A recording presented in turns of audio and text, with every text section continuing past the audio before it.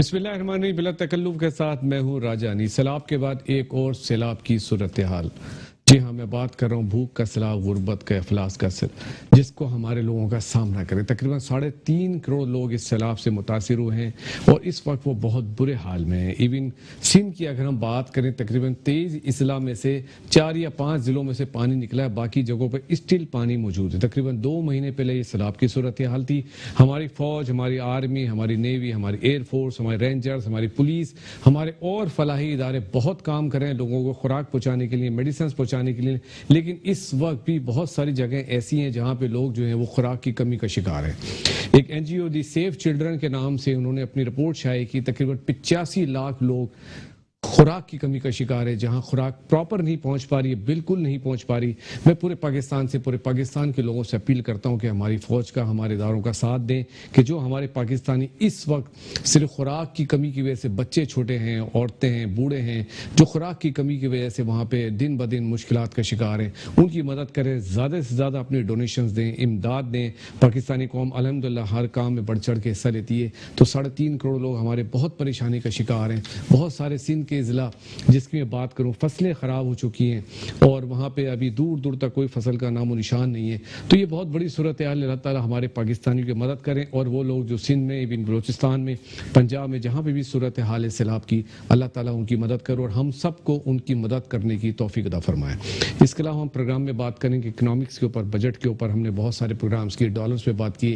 Even وزیر خزانہ صاحب ہمارے اسحاق ڈار صاحب آ گئے ہیں، بڑے قابل ہیں ماشاءاللہ۔ ڈالر بھی نیچے آ گیا ہے، آئی ایم ایف سے 1.2 بلین ڈالر بھی آ گئے، لیکن ابھی تک مہنگائی میں کمی نہیں ہوئی ہے۔ اور کیا وجہ ہے؟ ہمارے بزنس مین ابھی بھی پریشان ہیں، ہماری ایکسپورٹ نہیں بڑھ رہی بلکہ اور ڈکلائن کی طرف جا رہی ہے، اور امپورٹ مسلسل بڑھتی چلی آ رہی ہے۔ جو ٹریڈ ڈیفیسٹ ہے وہ بہت زیادہ بڑھ رہا ہے، اس کا ہم آنے والے دنوں میں سامنا کیسے کریں گے؟ تو اس پہ بات کرنے کے لیے آج ہم نے مختلف ٹریڈ ایسوسیشن کراچی کی ان کے صدر صاحبان کو زحمت دی ہے، جو یقیناً ہمارے لیے بڑے قابل محترم ہے۔ ہمارے لیے بڑے آنر کی بات ہے کہ ہمارے درمیان پہلے جو مہمان موجود ہیں، میں ان کا تعارف کرا دوں۔ سائٹ ایسوسیشن ایک بزنس مین ایسوسیشن ہے، اس کے صدر ہیں ریاض الدین صاحب، سر آپ کو ویلکم کرتے ہیں۔ اس کے علاوہ ایک سینئر وائس پریزیڈنٹ ہے federal B area association of trade industry کے، محمد عبداللہ عابد صاحب، سر آپ کو ویلکم کرتے ہیں۔ اس کے علاوہ ایک اور نوجوان ہمارے درمیان لیڈر موجود ہیں، کاٹی کے صدر ہیں، نیولی الیکٹڈ ہیں، فراز الرحمان صاحب، سر آپ کو ویلکم کرتے ہیں۔ فراز بھائی، آپ کو بہت بہت مبارک، آپ کاٹی کے صدر بنے۔ میں ریاض الدین صاحب آپ سے پروگرام کا آغاز کرتا ہوں۔ جیسے کہ میں نے کہا کہ اسحاق ڈار صاحب بھی آ گئے، 1.2 بلین ڈالر بھی آ گئے، مہنگائی کیوں نہیں کم ہو رہی؟ بہت شکریہ صاحب، آپ نے مجھے موقع دیا اور بلایا اس پہ گفتگو کرنے کے لیے۔ دیکھیے، ہماری اکانومی کا ایشو یہ ہے کہ کوئی فنڈامنٹلی اسٹرکچرل چینجز ہماری اکانومی کو چاہیے۔ تو جو اپیرنٹلی ٹیکٹیکل اور ایمرجنسی سٹیپس ہمارے نئے وزیر خزانہ لے رہے ہیں وہ تو سارے ویلکم ہیں، لیکن جب تک ہم اسٹرکچرل چینجز نہیں کریں گے، بنیادی طور پر میکرو ہماری اکنامک پالیسی ہے، مائکرو پالیسی ہے، مانیٹری پالیسی ہے، کیونکہ ہم نے کہا ہے کہ وہ انٹرسٹ ریٹس کو بھی کنٹرول کریں گے۔ مانیٹری پالیسی میں وہ ڈالر کا ریٹ بھی وہ کہتے ہیں کہ 200 کے قریب لے آئیں گے، لیکن اس کو سپورٹ کرنے کے لیے ہمارے پاس جو فنڈامنٹلز ہیں وہ درست نہیں ہیں۔ نہ ہمارے پاس فارن ریزروز ہیں، نہ ہمارے پاس انفلیشن کنٹرول ہے جس کی وجہ سے کہ ہم جو پالیسی ریٹ ہے اس کو کم کر سکیں۔ تو انلیس ہم یہ تبدیلیاں لے کر آئیں، مجھے نظر نہیں آتا کہ شارٹ ٹرم میں بیونڈ ٹیکٹیکل میجرز کوئی ڈیولپمنٹ ہو سکے گی۔ تو ہم کوئی لانگ ٹرم پالیسی کیوں نہیں بناتے؟ دیکھیے، لانگ ٹرم پالیسی کا اگر میں تھوڑا سا تذکرہ کروں تو بدقسمتی سے ہم نے پلاننگ کا عمل چھوڑ دیا ہے۔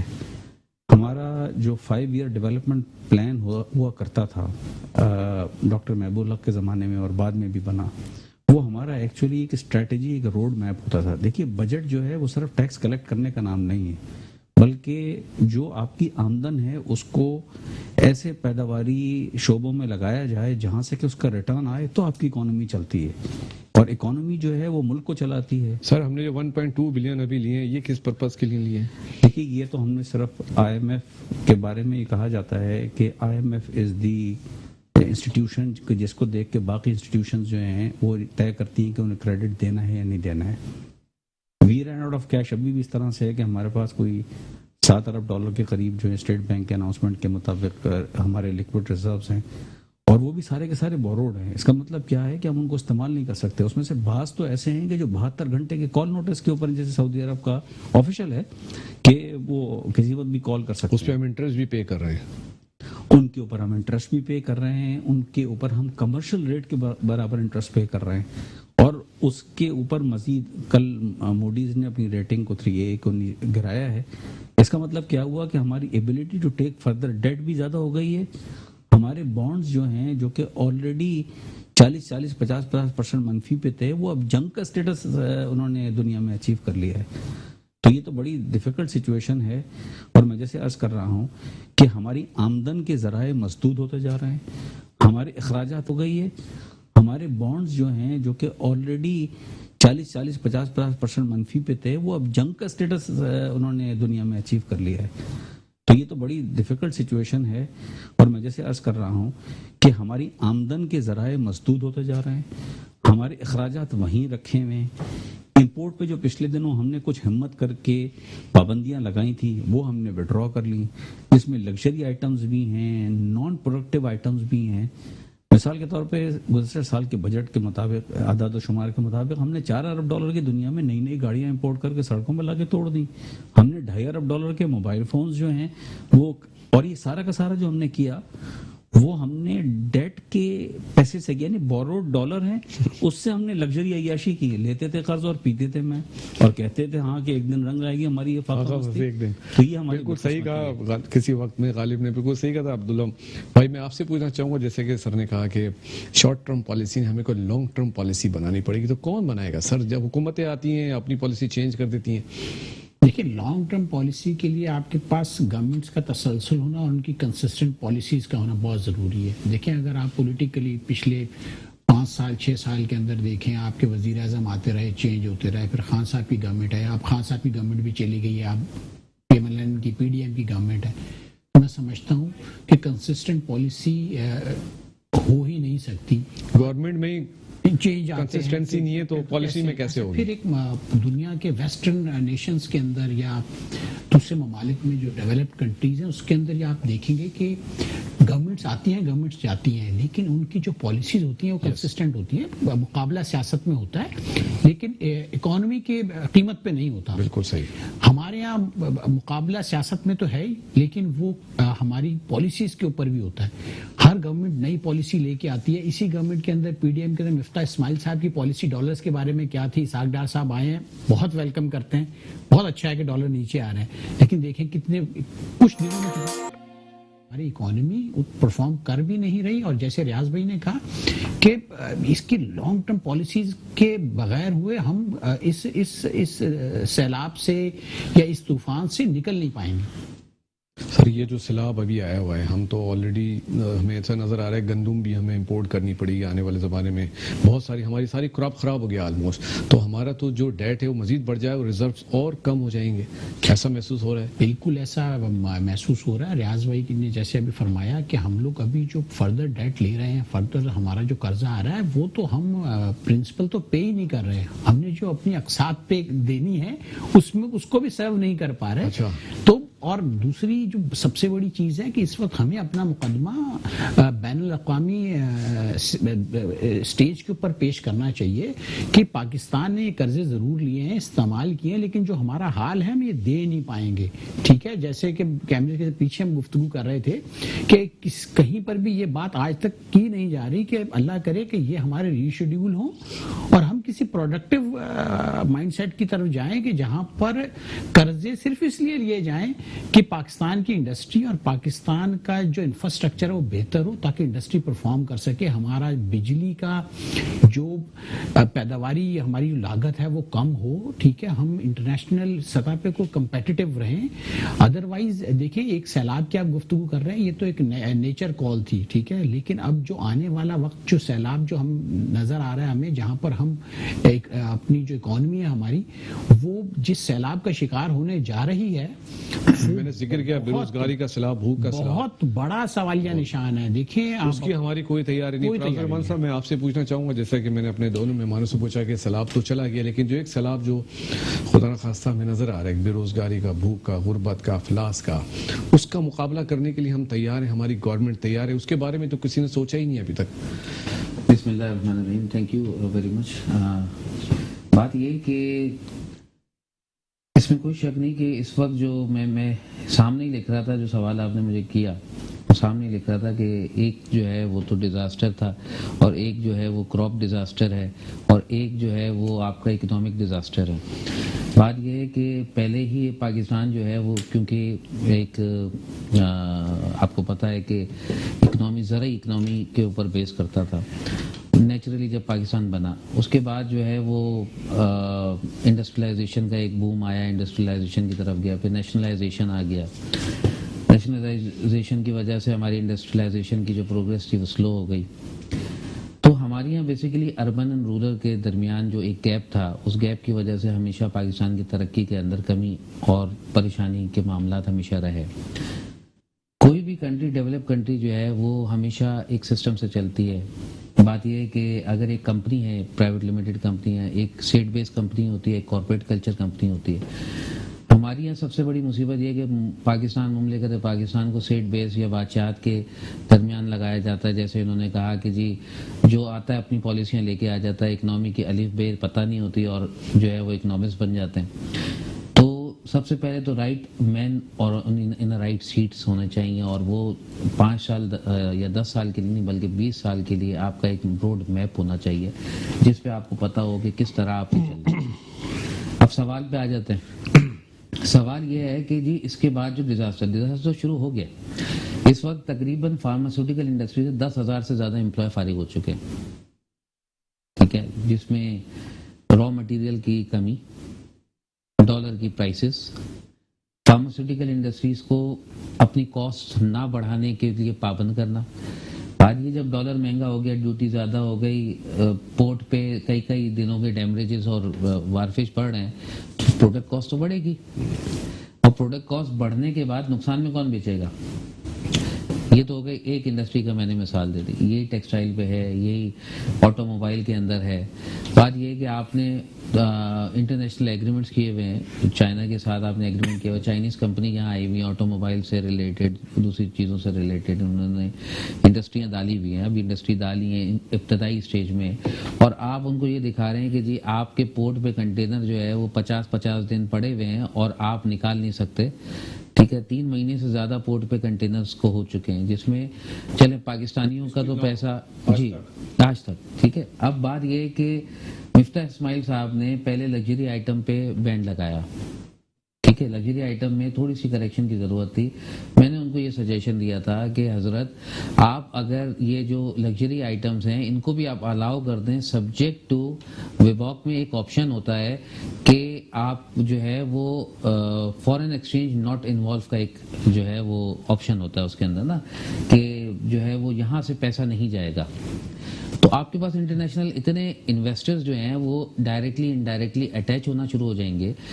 جیسے مثال کے طور پہ میرا بھائی امریکہ میں بیٹھا, میں نے کہا یار یہ چیز کا کنٹینر بھیج دو اور پیمنٹ تم لگا دو. ٹھیک ہے, ایسے کئی امپورٹرز ہیں جن کی اپنی بیس ہے مختلف جگہوں پہ. آپ لگژری آئٹمس کو بینڈ کر دیتے, اس طرح سے بینڈ کرتے کہ جی اس کے لیے فارن ایکسچینج نہیں جائے گا, اور اس کی ڈیوٹی تو آتی ہے یہاں پاکستان کے اندر. ٹھیک ہے, وہ ڈیوٹی کے پیسے بھی آپ کہتے ہیں کہ جی آپ بینک اکاؤنٹ میں فارن ایکسچینج کی صورت میں منگائیں, اور اس کے بعد وہ کلیئر کریں گڈس کو اور آپ اس کو یوز کریں, اور 5 سال سے پہلے وہ پیسہ آپ باہر نہیں بھیج سکتے. کس قسم کی پالیسی لگا دیں. بات یہ آپ راستہ دینا ضروری ہوتا ہے. راستے کے سامنے آپ دیکھیں سمندر کا ایک فلو آتا ہے نا, یا کوئی پانی کا فلو آ رہا ہوتا ہے, تو اس کے سامنے ایک چھوٹا چھوٹا کر کے نا اس کا راستہ بند کیا جاتا ہے اور ایک وقت میں آ کے ڈیم کا گیٹ لگایا جاتا ہے. ایسے تھوڑی کہ جی آپ نے سامنے ایک دم سے وہ کرتے. اب آپ کی طاقت ہے اور کمزور عوام ہے, آپ کی طاقت ہے, کمزور عوام ہے, بزنس مین کی سنوائی نہیں ہے. یہ ساری چیزیں ملا کے آپ کا جو دل چاہتا ہے آپ کر دیتے ہیں. آپ کا دل چاہتا ہے آپ 60 روپے کی بجلی کر دیتے ہیں, آپ کا دل چاہتا ہے پیٹرول میں 12 روپے بڑھا دیتے ہیں, آپ کا دل چاہتا ہے جو دل چاہتا ہے آپ کرتے چلے جاتے ہیں. مگر بزنس مین جو ہے وہ دن بدن پریشان ہوتا چلا جا رہا ہے. اور بات یہ بزنس مین اب انسیکیورڈ بھی ہوتا جا رہا ہے. لا اینڈ آرڈر کی سچویشن آپ کے سامنے ہے. سیلاب کی جو سب سے بڑی آپ کہہ رہے ہیں کہ جی اس کے بعد کا جو ڈیزاسٹر ہوگا, جو سب سے بڑا ڈیزاسٹر ہے, جو بے روزگاری کا سب سے بڑا ڈیزاسٹر ہوگا, وہ لا اینڈ آرڈر کی صورت میں ہوگا. اس کے لیے ہماری کوئی تیاری نہیں, جس کے لیے ہماری کوئی تیاری نہیں. ٹھیک ہے فراز بھائی, میں آپ سے بات کرتا ہوں. ریاض الدین صاحب, میں دوبارہ آپ سے پوچھنا چاہوں گا, جیسے کہ فراز الرحمان صاحب نے کہا کہ کنٹینر پورٹ پر 3 مہینے سے ڈیمریج پے کریں, تو کتنے ہمارے بزنس مین پریشان ہیں. دیکھیں یہ تو سب سے بڑا ہمارا پرابلم ہے کنسسٹنسی کا, اور کنسسٹنسی کا یہ حال ہو گیا ہے کہ جب آپ وی آر لیونگ فرام آئی وڈ سے one news bulletin to the other, کسی دن آپ صبح اٹھتے ہیں تو کہتے ہیں بین ہو گیا، جس کا یہ ذکر کر رہے ہیں امپورٹ پہ بین کا، منسٹری آف کامرس نے سڈنلی ایک سرکولر ایشو کر دیا جس میں یہ خیال بھی نہیں کیا کہ جب آپ کی ایلسیاں کھلی ہوئی ہیں، کچھ آپ کے گوڈز ہائی سیز کے اوپر ہیں، کچھ کی شپمنٹ ہو رہی ہے، کچھ کی ہونے باقی ہے، آپ نے یکایک بیک جنبش قلم جو ہے بین لگا دیا۔ اس کے نتیجے میں یہ ہوا کہ، اور اس طرح امپورٹ کی کمپریشن کا یہ طریقہ کار نہیں ہے کہ آپ سڈنلی نی جرک ایکشن لیں، پہلے سے پلان کریں، آپ کے پاس کتنی کچھ پلاننگ میں کہ فارن ایکسچینج کتنی ہے، ایکسپورٹ میں آپ نے کتنا دینا ہے، امپورٹ میں کتنا دینا ہے۔ اس کا نتیجہ یہ نکلا کہ پورٹ پہ آ کے سب چیزیں ڈمپ ہو گئیں، پورٹ چوک ہوا، امپورٹرز کو ڈیٹینشن اور ڈیمیج کے چارجز اتنے پڑے جو اصل مال کی قیمت سے بھی اوپر ہو گئے۔ اب ان کے لیے جو مسئلہ درپیش ہے وہ یہ ہے کہ وہ مال کو اٹھائیں تو اس کے 100% پیسے دیں۔ اوپر سے طرفہ تماشا یہ ہوا کہ حکومت نے وہ جو نی جرک ایکشن لیا تھا اس کے 1 مہینے کے بعد ایک اور ایس آر او ایشو کر دیا کہ آپ 100% پینلٹی دے کے اس مال کو کلیئر کرا لیں۔ اب سمجھ میں نہیں آ رہا کہ حکومت کا مقصد جو ہے امپورٹ کو روک کے ڈالر کی جو ضیاع ہے اس کو بچانا ہے، یا اس پہ بھی ڈیوٹیاں لے کر اور پینلٹیز لے کر پیسے بنانا ہے۔ تو حکومت اس حوالے سے اپنی پالیسی میں کلیئر نظر نہیں آتی۔ حکومت کو کلیئرلی یہ پلاننگ کرنی چاہیے کہ کتنی امپورٹ ہم افورڈ کر سکتے ہیں، اور اس میں سب سے پہلے جو ہے نیسیسٹیز کو آپ الاؤ کریں، جو نیسیسری آئٹمز ہیں۔ مثال کے طور پہ ہماری جو ٹاپ 10 امپورٹ کے بلز والی آئٹم ہے، جس میں فیول ہے، جس میں ایڈیبل آئل ہے، جس میں اسپائسز ہیں، جس میں را مٹیریلز ہے، وہ تقریباً کوئی 60-70% ہماری امپورٹ کا ٹوٹل وہ بنتے ہیں۔ اس میں اگر ضرورت ہے تو اس میں آپ ریشننگ کر دیں کہ بھائی فیول کو ہم 10% کم کریں گے، ایڈیبل آئل کو ہم 20% کم کریں گے، چائے کو اس طریقے سے پلان کریں۔ پھر آپ لگژریز کو جو ہے ٹوٹلی بین کر دیں until you are able to buy them۔ پھر آپ نے یہ کیا کہ پہلے لگژری کو بین کیا جس میں پیٹ فوڈ جیسی آئٹم بھی شامل ہے، پھر کچھ دن کے بعد بیرونی دباؤ پہ آپ نے ان کو کھول دیا۔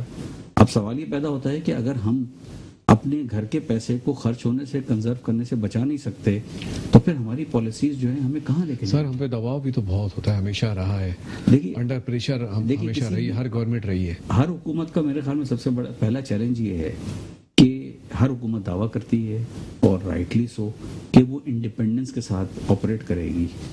تو انڈیپینڈنس کا جو پہلا میجر ہے وہ یہ کہ وہ اپنے ڈیسیژن سے یہ ثابت کرے کہ وہ فیصلے وہ لے رہی ہے جو قوم کے مفاد میں ہیں، بجائے اس کے کہ بیرونی ممالک کے مفاد میں ہیں۔ میرے خیال میں ایسی سچویشن میں جب کہ ہمارے پاس فورس میجر ہو، جبکہ ہم اپنے انفراسٹرکچر کو سیلاب کا، جیسا بھی آپ نے شروع میں کیا، تباہ کر کے 30 ارب کے خسارے پہ کھڑے ہوں، یہ 30 ارب ڈالر کہاں سے آئیں گے جبکہ آلریڈی ہمارا اتنا ڈیٹ ہے، کون ہم کو دے گا؟ اور اس ڈیٹ کو ہم اتنی ہمت نہیں پا رہے اپنی انڈیپینڈنس کے حوالے سے کہ ہم یہ کہہ دیں کہ ہمارا یہ ڈیٹ کینسل کر دو، لیکن ہم یہ کہتے ہیں ایک طرف تو ہم ڈیٹ کو کینسل نہیں کرا رہے، دوسری طرف وہ ہماری پیمنٹس کو جو ہے ری شیڈیول نہیں کر رہا ہے۔ کہا تو آئی ایم ایف نے کہ ہم کنسیڈر کریں گے، بٹ ابھی تک مجھے لیکن کوئی پاکستانی گورنمنٹ نے ان سے کوئی پراپر اپیل نہیں کی، ابھی تک ریکویسٹ نہیں کی۔ گورنمنٹ نے فارملی کوئی ڈیٹ کی کینسلیشن کی اپیل نہیں کی ہے، کوئی ڈیٹ کے رول اوور کی، صرف اتنا کہا ہے کہ آئی ایم ایف ہم سے فیوریبلی کنسیڈر کر رہے۔ دیکھیے اگر آپ کے پاس کسی ڈونر کی کے سامنے کوئی ڈیمانڈ ہی نہیں ہے کلیئرلی اسٹیبلش، تو ڈونر آپ کو رسپونڈ کیا کرے گا؟ ہمیں تو مانگنا بھی شاید صحیح طرح سے نہیں آ رہا۔ سر کیا اسحاق ڈار صاحب سے آپ کیا اپیل کرنا چاہیں گے؟ دیکھیے اسحاق ڈار صاحب کیا ایکشن لیں؟ 3 بار وزیر خزانہ رہے ہیں، بڑے منجھے ہوئے بائی پروفیشن چارٹر اکاؤنٹنٹ ہیں، نمبرز کو بھی سمجھتے ہیں، اور یہ تو سمپل نمبرز کا گیم ہے کہ we have run out of money, پیسے ختم ہو گئے، اس میں تو کوئی راکٹ سائنس کی ضرورت نہیں ہے، آلدو اس کام کے لیے جو ہے وہ بہت زیادہ ماشاءاللہ اوور کوالیفائڈ ہیں۔ میں سمجھتا ہوں کہ ان کی پرائرٹیز اس وقت جو ہیں سب سے پہلے ریکوری کی ہونی چاہیے نا، پھر دوسرا اگر آپ کسی کو ایمرجنسی میں لے کے جاتے ہیں تو سب سے پہلے وہ کوشش کرتے ہیں کہ وہ اپنے اس ٹراما سے ریکور ہو، پھر دوسرا اسٹیج ہوتا ہے اسٹیبلائزیشن کا، پھر تیسرا اسٹیج ہوتا ہے ڈیولپمنٹ کا۔ تو ہماری جو پالیسیز ہیں وہ یہ نہیں بتا رہی ہیں ابھی تک بھی، آج تک بھی جو ہے، میں توقع کرتا ہوں کہ اس کی انڈیکیشن نظر آئے گی کہ ہم ریکوری موڈ میں آئے ہیں۔ بیکاز اگر آپ اس طریقے سے ضیاع اپنے قومی وسائل کا کیے جا رہے ہیں تو ڈالر تو نیچے آنا شروع ہو گیا ان کے آتے ہی۔ دیکھیے ڈالر کے ساتھ یہ ہے کہ ڈالر کا اسپیکولیٹو ایلیمنٹ ہر جگہ پر ہوتا ہے۔ جب ایک دفعہ کسی چیز کے اوپر انگریزی میں کہتے ہیں رن پڑنا یا اردو میں گھمسان کا رن پڑنا، تو سارے لوگ انوالو ہو جاتے ہیں۔ تو انہوں نے اسحاق ڈار ماشاءاللہ اچھے ڈار صاحب اچھے ایڈمنسٹریٹر ہیں، انہوں نے کم سے کم ایک کال دے کر وہ جو اسپیکولیٹو ایلیمنٹ ہے اس کو تو انہوں نے شٹ ڈاؤن کیا ہے. لیکن مسئلہ یہ ہے کہ یہ 400-600 ملین ڈالر اگر آ بھی جاتے ہیں تو وہ کتنے عرصے تک چلیں گے ہمارے پاس. اور ابھی جیسے تھوڑی دیر پہلے تذکرہ ہوا کہ امپورٹ ہماری اپنی جگہ پر بدستور قائم ہیں، دنیا میں گلوبل انفلیشن کی وجہ سے بھی اور آئل کی پرائسز بڑھنے کی وجہ سے ہمارا امپورٹ کا بل اگر کوانٹیٹیولی نہیں بڑھ رہے تو اوور آل ویلیو میں تو بڑھ ہی جائے گا.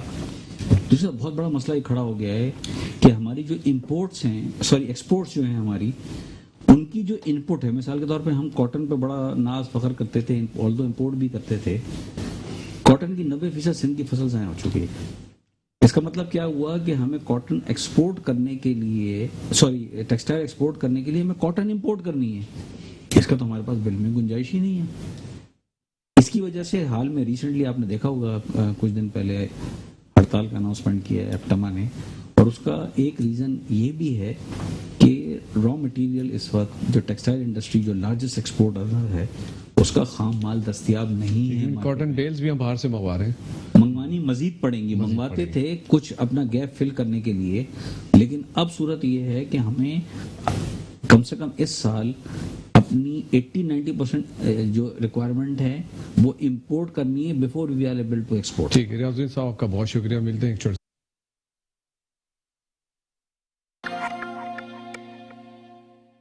ویلکم بریک پہ جانے سے پہلے ہم اپنے مہمانوں سے بات کر رہے تھے. میں ایک رپورٹ کا ذکر کرنا چاہوں گا. اس وقت کچھ عرصے پہلے ڈس انفو لیبس کا بڑا ذکر ہوا تھا. جی ہاں، ڈس انفو لیبس کا ذکر ہوا تھا جو انڈین ایجنسیز آپریٹ کر رہی تھیں، اور جب وہ ایکسپوز ہوا، ڈسکلوز ہوا تو پتہ چلا وہ ساری ویب سائٹ جو وہ انڈین ایجنسیز یوز کر رہی تھیں. حالانکہ یہ کہا جا رہا تھا کہ ایک جنرل پبلک یوز کریے، جس میں ٹوٹلی فیک پروپیگنڈا پاکستان کے خلاف یوز کیا جا رہا تھا. لیکن وہ جب ڈسپوز ہو گیا، ایکسپلوز ہو گیا کہ وہ کوئی عام پبلک وہ ویب سائٹ اپلوڈ نہیں کر رہے تھے بلکہ وہ انڈین ایجنسیز کر رہی تھی.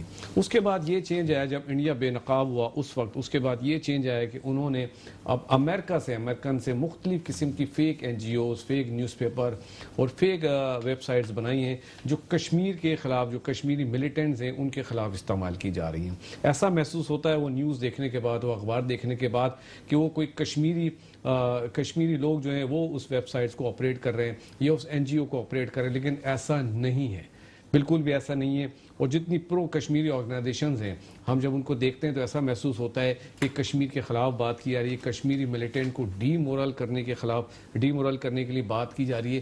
ایسا نہیں ہے. وہ جتنی بھی ویب سائٹس ہیں، جتنی بھی این جی اوز ہیں، فیک این جی اوز ہیں، نیوز پیپرز ہیں، وہ انڈیا آپریٹ کر رہا ہے، وہ امریکہ سے آپریٹ ہو رہی ہیں. اور ناٹ اونلی فار کشمیر، اس میں پاکستان کے خلاف بھی جو فیک پروپیگنڈا وہ لوگ یوز کر رہے ہیں وہ کسی سے ڈکی چھپی بات نہیں ہے. اب حالانکہ ڈسکلوز ہو چکا ہے، ایکسپوز ہو چکا ہے، لیکن اس کے باوجود continuously Indian are doing same.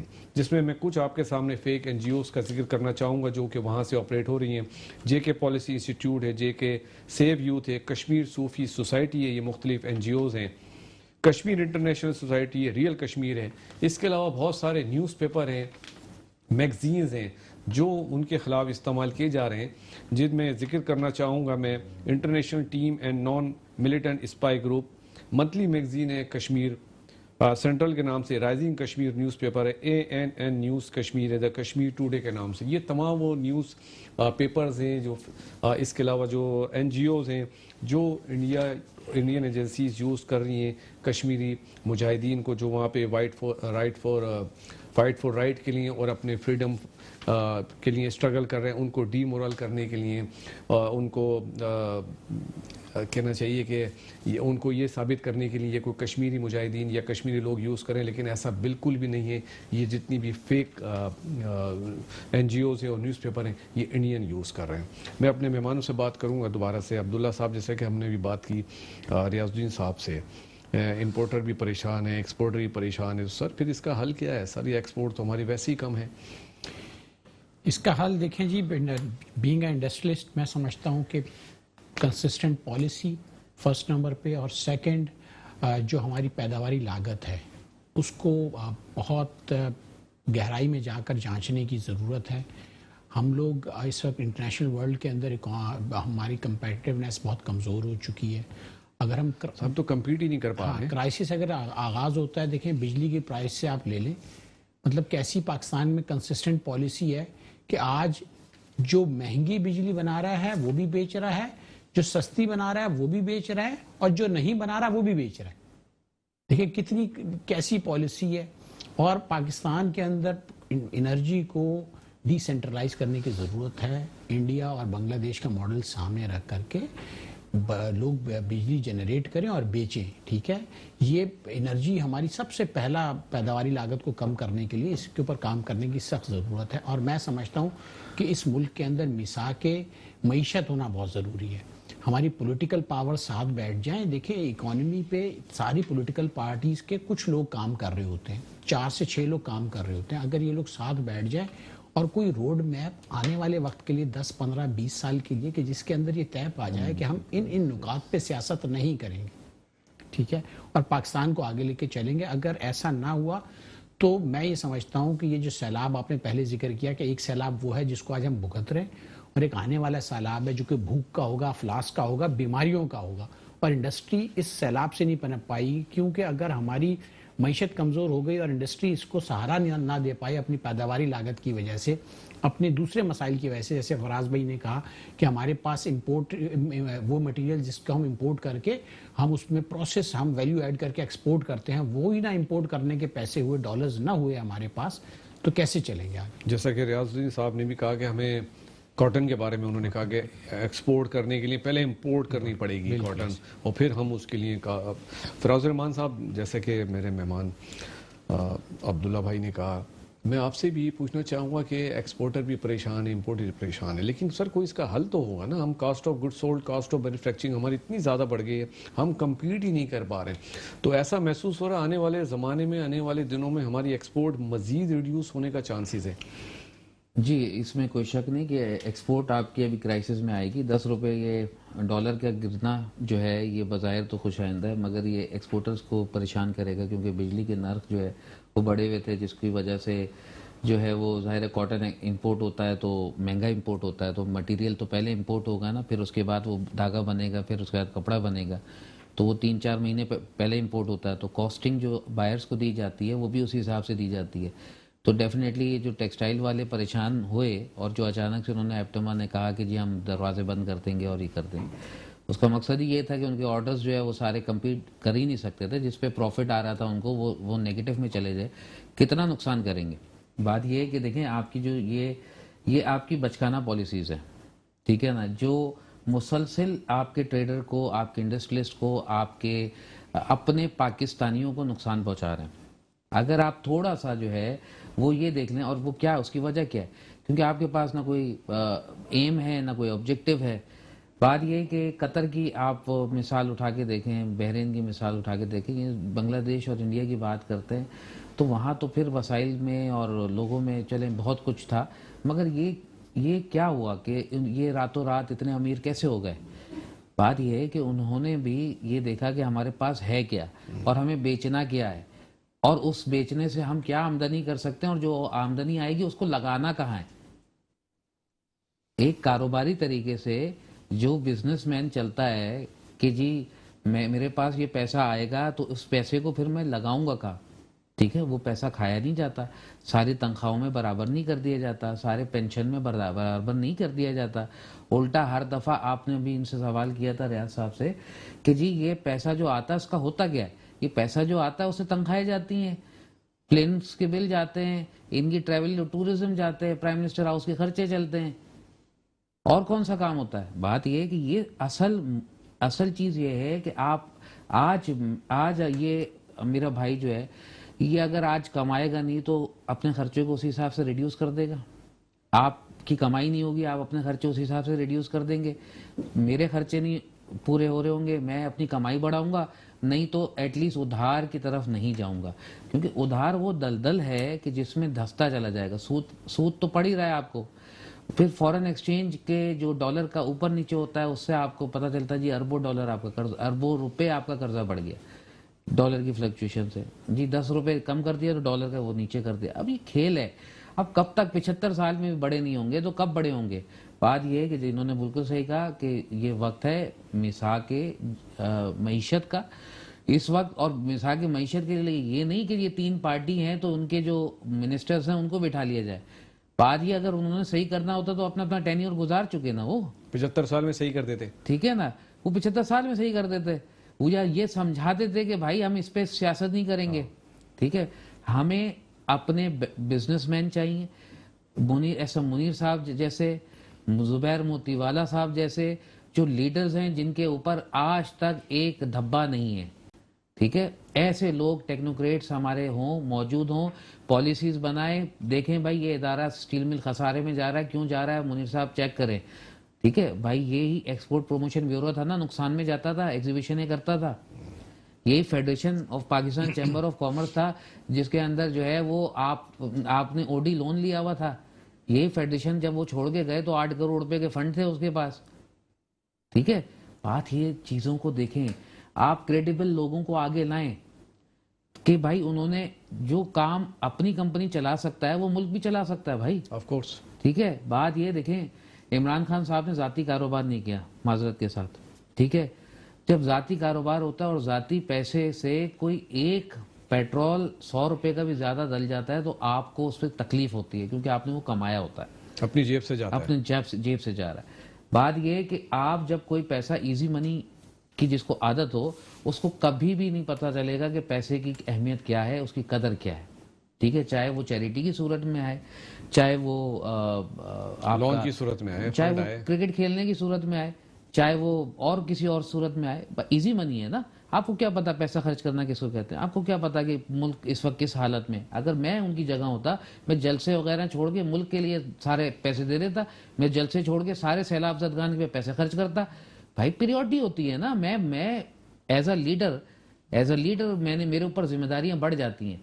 میں ایک عام آدمی نہیں ہوں کہ بھائی میں جاؤں اور جا کے جو پہلے اپنی ضرورت پوری کر لوں، اپنے معاملات پورے کر لوں. لیڈر کی ذمہ داری ہے. بات یہ یہاں پہ جو ہے وہ ہمیں یہ سوچنا پڑے گا. تلخ باتیں تو بہت ہیں اور میں نہیں چاہتا کہ مزید تلخ کروں، مگر میں یہ چاہتا ہوں کہ اگر واقعی ہم پاکستان سے محبت کرتے ہیں اور چاہتے ہیں پاکستان ترقی کرے تو آج ہمارے لیڈران کو فیصلہ کرنا پڑے گا کہ جی ہم نے پاکستان کے لیے جو ہے وہ کیسے لوگ منتخب کرنے. ایٹ لیسٹ اکنامی کے اندر تو ان کو پتا ہو کہ بھائی ٹیکسٹائل سے ریلیٹڈ پالیسی ٹیکسٹائل والوں کا ایک گروپ بنائیں. اور پھر ایک ٹیکسٹائل ہی کیوں، باقی چیزیں کیوں نہیں، باقی انڈسٹریز. اور پھر ایکسپلوریشن کیسے ہوگا، کیسے ہم اپنی اکنامی نکالیں گے، اگلے 10 سال میں ہم کہاں کھڑے ہوں گے، اس پروجیکٹ پہ کام کریں.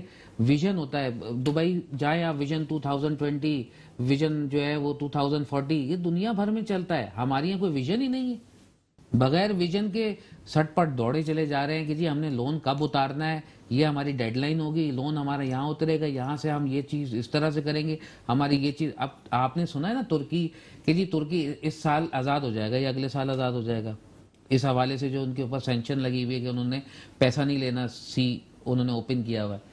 تو بن رہی ہے نا پالیسیز ابھی سے کہ پھر ترکی کہاں ہوگا، پھر ترکی کی انویسٹمنٹ کیا ہوگی. اور ترکی نے اس سے پہلے سے اس کا منجن بیچنا شروع کر دیا.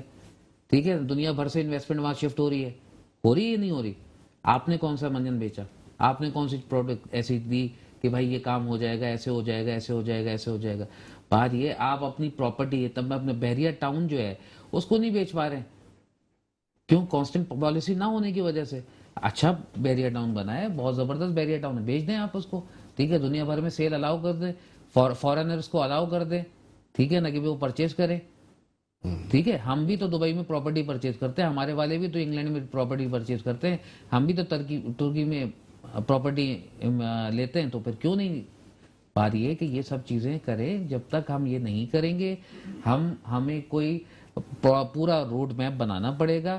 2040 یعنی کم سے کم ہمارے بچے جب بڑے ہوں اور یا ہماری ایج میں پہنچیں تو یا ہمارے ایج کے قریب، تو ان کو یہ اندازہ ہو کہ پاکستان ایک مضبوط اکنامی رکھتا ہے، ورنہ یہ اس طرح سے معاملات نہیں چلیں گے. Very nice. عبداللہ بھائی، جیسا کہ انہوں نے کہا کہ بڑی لانگ ٹرم ایک پالیسی بنے اور اسٹیک ہولڈر کو ساتھ بٹھائیں، اور جو ایکسپرٹ ہیں، جو ہمارے ایکسپرٹیز ہیں، جو ہمارے بزنس میں جس فیلڈ کے ایکسپرٹ ہیں، ان کو وہ ڈپارٹمنٹ دیے جائیں، ان کی ایڈوائزری لی جائے، ان کو آن بورڈ لیا جائے کم از کم، اور ان کے ساتھ بیٹھ کے ایک لانگ ٹرم پالیسی ڈیزائن کی جائے، جبھی یہ چیزیں بہتر ہوں گی. دیکھیں بالکل کسی بھی معیشت کے اندر بزنس مین انڈسٹری کا کردار بہت اہم ہے، اور ان کے لیڈران کا اس پالیسی کے اندر اس حوالے سے شمولیت اتنی امپورٹنٹ ہے کہ اس کے بغیر کام ہو نہیں سکتا. یہ تو بات کہی جا سکتی ہے کہ ہر گورنمنٹ فیڈریشن سے، چیمبرز سے، انڈسٹری کی دوسری ٹاؤن ایسوسیشن سے، ٹریڈ باڈیز سے وہ لوگ بات تو کرتے ہیں، لیکن جب پالیسیز بنانے کی باری آتی ہے یا ان کی امپلیمنٹیشن کی باری آتی ہے تو پھر وہ ویسٹرن ایجنڈا کے اوپر کام کرتے ہیں. پھر وہ یہ صرف ان کی سوچ ہوتی ہے کس طریقے سے ٹیکس لگا دیا جائے. آئی ایم ایف نے کون کون سی ان کو شرائط دی ہوئی ہیں کہ یہ اپنے لوگوں کو نظر انداز کر دیا جاتا ہے، اور پھر جب ان کی امپلیمنٹیشن کے بعد ان کا جو ریئیکشن ہوتا ہے، جب وہ ریئیکٹ کرتی ہے انڈسٹری، تو اس کے بعد ان لوگوں کو یاد آتا ہے کہ یہ ہو گیا. جس طرح آپ کے ابھی دیکھیے ایک انہوں نے کہا تھا کہ جی بجلی کے اندر یہ لوگ جو 9 سینٹ والی جو 5 یا 6 جو زیرو ریٹڈ جو انڈسٹریز تھے ان کو جی ہم بجلی جو ہے نا دوسرے ریٹ کے اوپر دیں گے. دا مومنٹ انہوں نے بغیر سوچے سمجھے یہ فیصلہ کیا، دا مومنٹ وہ انڈسٹری نے، ٹیکسٹائل انڈسٹری اور ان انڈسٹری نے جا کر کہہ دیا کہ جناب ہم سسٹین نہیں کر پائیں گے اور ہم اسٹرائک کریں گے، اور اس کے فوراً بعد ڈار صاحب نے ان کو بلا لیا. تو یہ نوبت ہی کیوں آئی؟ دیکھیے نوبت نہیں آنی چاہیے. اگر آپ نے فیصلے واپس ہی لینے اور آپ امپلیمنٹ کر ہی نہیں سکتے، جب آپ کو یہ پتا ہے کہ آپ کے یہ فیصلے کرنے سے لاکھوں مزدور بے روزگار ہو جائیں گے، یہ انڈسٹری بیٹھ جائے گی اور یہی آپ کے مین ارنر ہے، ٹھیک ہے، تو آپ ایسے فیصلے بنائے نہیں. تو بالکل یہ بات فراز بھائی نے بالکل ٹھیک کی ہے کہ پالیسی بناتے وقت اور اس کی امپلیمنٹیشن کے وقت ان لیڈران کو جو کہ اس بزنس کمیونٹی کے اندر سالہ سال بلکہ کئی ڈیکیڈ سے اپنی خدمات انجام دے رہے ہیں اور بے داغ ہیں، سب سے بڑی بات بے داغ ہیں، تو ان کو کیوں نہیں، ان کی شمولیت کیوں نہیں ہے؟ اور میرے خیال سے اب ایس ایم منیر صاحب کے پاس دینے کے لیے کیا ہے؟ تجربہ ہی ہے نا. انہوں نے تو اپنے امپائر کھڑے کر لیے، اب تو تجربہ جو اس نیشن کو وہ دے سکتے ہیں اور انہوں نے ثابت کیا ہے، ٹھیک ہے. اور ایسے کئی لیڈران ہمارے لاہور پنجاب میں ہیں، ہمارے کراچی میں ہیں، ہمارے زبیر موتی والا صاحب ہیں، یہ لوگ سرشار ہیں ان کوالٹیز سے، اور ان کو عارف حبیب صاحب ہیں، بہت سے لوگ ہیں، بہت ایماندار لوگ ہیں، اور میرے خیال سے کہ Pakistan is blessed with these kind of leaders. اور انٹل ہم ان سے وہ تجربہ ان پالیسیز کی شکل میں نہیں لے پائے تو ہماری بہت بڑی بدقسمتی ہوگی.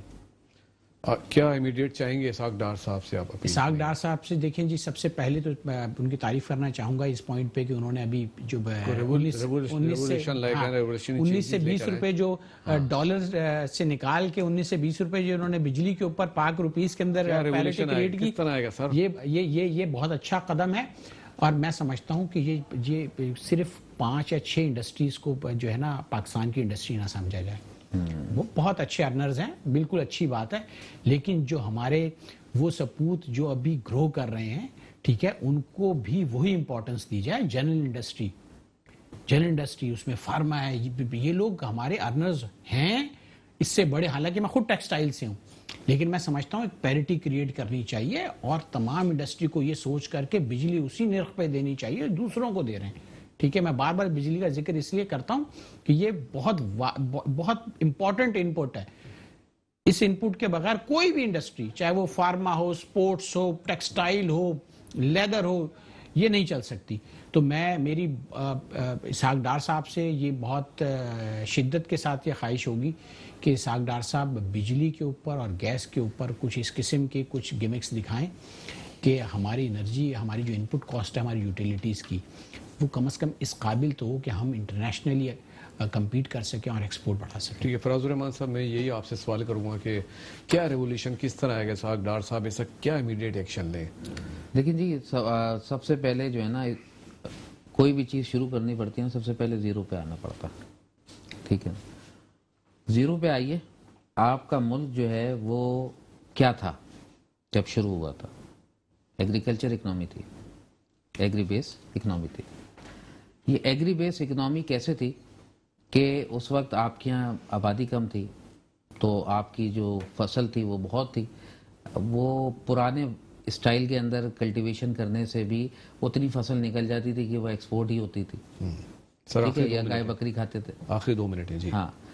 اب میں تمید باندھنے کے بجائے ڈائریکٹ پوائنٹ پہ آ جاتا ہوں. ایگریکلچر کا فروغ بہت امپورٹنٹ ہے, لیٹسٹ مشینری کے ذریعے, لیٹسٹ ٹولز کے ذریعے. دوسرا 30 سالہ زمینیں جو ایگریکلچر کے لیے دی جاتی تھی اس کو بحالی کرنا بہت ضروری ہے.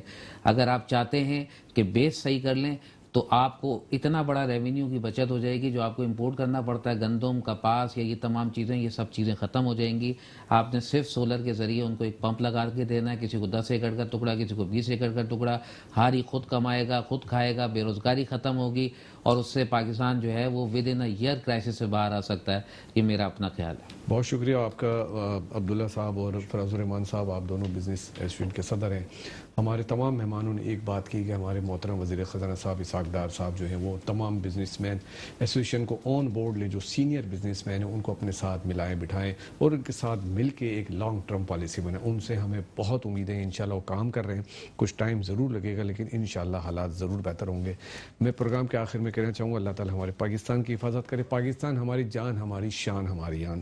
سب سے پہلے پاکستان. ملتے ہیں اگلے پروگرام میں. پاکستان زندہ باد.